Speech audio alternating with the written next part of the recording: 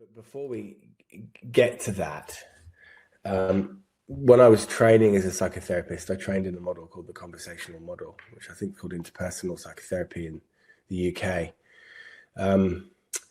And there are a couple of concepts that really grabbed my attention. And at this point, I'd started to prescribe a fair amount of cannabis for my medical patients. And there was one consistent observation I kept making, and it happened day after day after day, where when the cannabinoids were effective, how many people would make statements like, "I feel like myself again," and it keeps happening.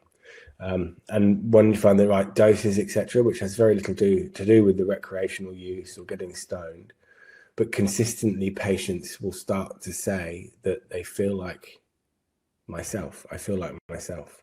And that really grabbed my attention because at the time I was doing a lot of reading because I was still training. And this is a quote from a book called Intimacy and Alienation that Russell Mears wrote. And I should also clarify that a lot of what follows is directly due to the conversational model and Mears's theories, and how a lot of the bit about the ECS just makes sense to me and is bolted on to that training and that knowledge. But his observation was that since the coordination underpinning self is at the highest level of Jackson's hierarchy, it will be the first to fail in the face of severe trauma, and personal synthesis, to use Janet's term, will be deficient, and how such fragmentation might come about in neurophysiological terms is not yet known.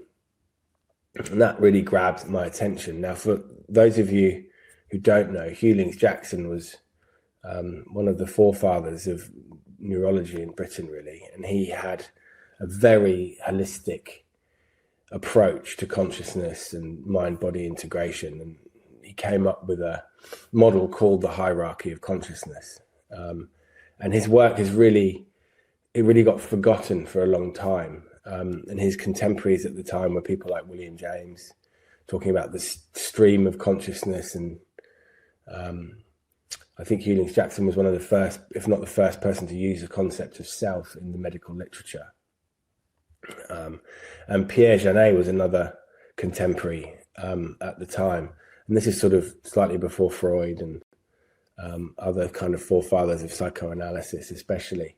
And Janet's concept of personal synthesis was the integration of our personalities, or of one's personality. And you can think about it similarly to Jung's concept of individuation, that we need to bring all these complex parts together.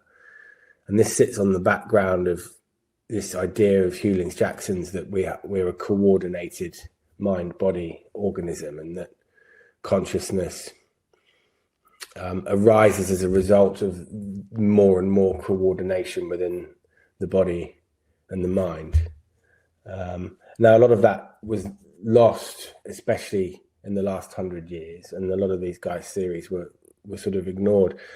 But more recently, people like Mark Solms and Jaak Panksepp and Carl Friston have really brought back these ideas of coordination in the mind and the body, and ideas like consciousness is an extended form of homeostasis. And I think it's important at this point to probably mention that in this model, you have to take the perspective that consciousness is not created by the prefrontal cortex. That's an extra layer of coordination and representation, but actually consciousness arises out of the body, and it arises out of feelings and affective states rather than thought or intellectual thought. That's something separate. And Janet and his contemporaries made the observations that trauma, whether it was physical, a sort of blow to the head, or emotional, caused a descent down a hierarchy of consciousness, and that traumatized individuals tend to lack access to higher order function. And this slide is just really starting to make the first point that even recently, that the neurophysiology or the neurobiology of these kind of more holistic and integrated states remains slightly elusive. Now, the next quote that really got my attention was this one, and this is in another book. And interestingly, this book was first published in 1992, which is the first year that, which is the year that the endocannabinoid system was first discovered. Basic self-esteem consists of an almost inexpressible feeling that arises in relation to others whose response is fit. And this involves warmth and value. And the hedonic tone produced by fit presumably has a neurophysiological basis which can as yet only be speculated upon. So again, posing a question as to what is the neurophysiology of fit and of being close to each other and, value. And I think modern sort of neurobiology and modern understanding coming out of Bowlby and attachment theory is that we rely on assisted homeostasis. We have to exist in relationships in order to flourish. And if you think about these ideas, there's probably a couple of misinterpretations that have permeated science in the last 100 years or so. And one, I think, came from a misinterpretation of Darwin and survival of the fittest. And this, I read this in an article recently by Stephen Porges.